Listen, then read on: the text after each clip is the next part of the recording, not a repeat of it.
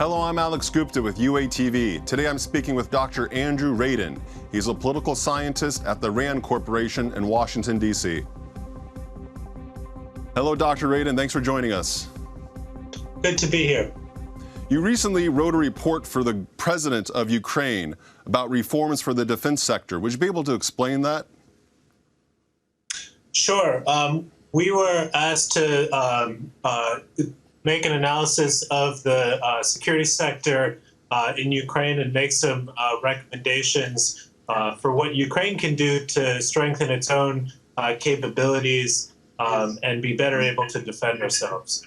The report had a wide range of recommendations, but two of the more critical ones are improving coordination within the Ukrainian government, which can be done. One way to do it is to strengthen the National Security and Defense Council. Another critical recommendation is to take action to push responsibility down and empower lower-level leaders within the Ukrainian military to take initiative and thereby better improve Ukraine's fighting capability. With regard to the roles, was there a lot of overlapping of roles? Did you see different offices had different types of authority, or the same authority, I mean?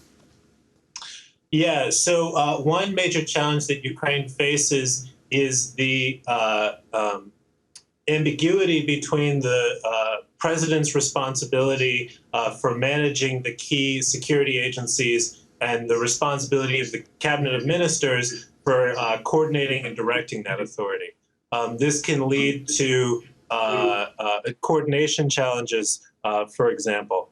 Another area where there's challenges with roles and responsibilities is between the Ministry of Defense and the General Staff. So we offer a recommendation for reorganizing these two organizations for the sake of greater efficiency and while making this reorganization, also helping Ukraine achieve NATO standards.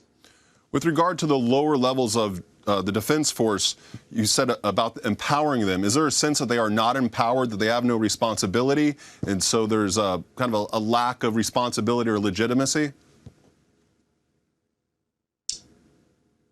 I would say that this is a challenge that all militaries face, of how do you give local commanders the initiative they need to respond quickly to events while ensuring that the military as a whole is responsive to the priorities of senior elected leaders. I think this is an area where we heard, for example, accounts of decisions that had to be pushed up to higher authority before they could be, before action could be taken. And I think that this is an area where Ukraine can do more to empower lower level commanders.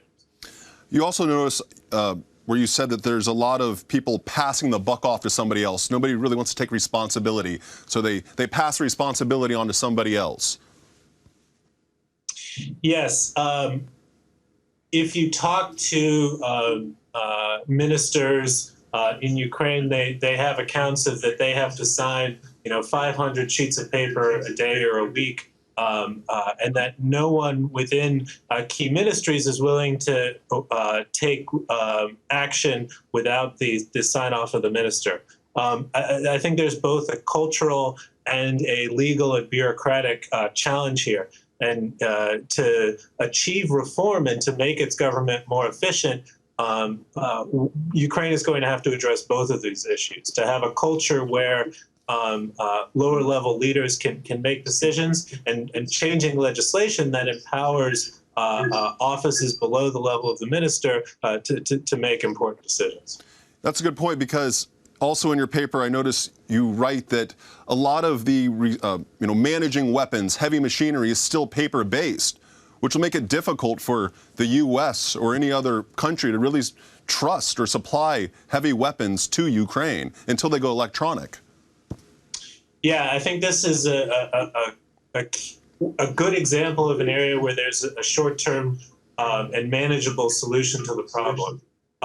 Ukraine officially uses paper records to manage logistics and keep track of goods. In practice, there are electronic systems that are used as well. But to inspire trust of its allies, electronic systems are necessary. And just in general, having electronic systems where the General Staff and the Ministry of Defense can know where goods are throughout the country would clearly have a major impact at improving logistics and, in the end, the fighting capability of the forces at the front. You write that the defense sector, they make a lot of weapons. Ukraine does make a lot of weapons, but it's more focused on exports, and that's encouraged by the legal framework. What did you mean by that?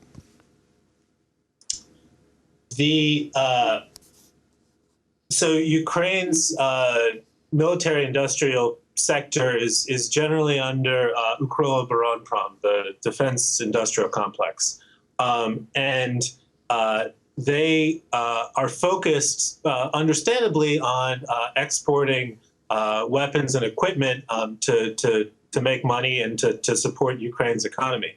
I think that's a fine objective, but it can at times conflict with the goals of supplying the Ukrainian military in the short term with what they need.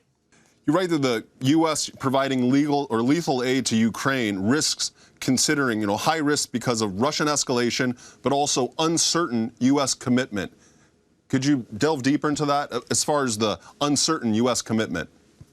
After the Maidan Revolution, there was a question of how the U.S. should respond to Russian activities in Crimea and Russian support for separatist groups in eastern Ukraine. The decision that the Obama administration developed was that the U.S. would support Ukraine in a wide set of areas, from providing budgetary assistance to non-lethal aid. But the decision was to cap U.S. assistance at a particular point.